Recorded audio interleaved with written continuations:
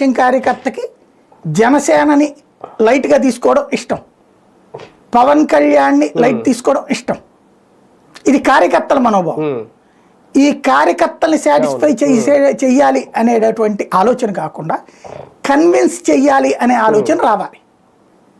కానీ కన్విన్స్ చేయడానికి ఇగో అడ్డొస్తుంది. అయ్యే కష్టపడ్డాళ్ళేవయ్యా వర్మ కూడా ఎందుకు పాప అతను మనం అవమానించాలి అని అంటే పెద్దరికంగా ఉంటుంది.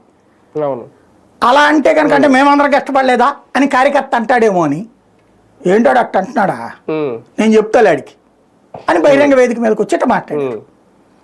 అయిపోయింది. అప్పుడు సహజంగా అవతల హర్ట్ అవుతారు కదా.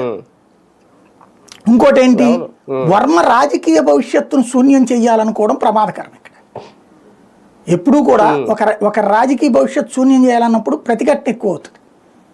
ఇప్పుడు వర్మకి ఎమ్మెల్సీ ఇవ్వనివ్వవు, పోనీ అతనికి వేరే నియోజకవర్గం ఇస్తారా? ఇప్పుడు కందులు దుర్గేష్కి ఇచ్చినట్టు ఇవ్వరా?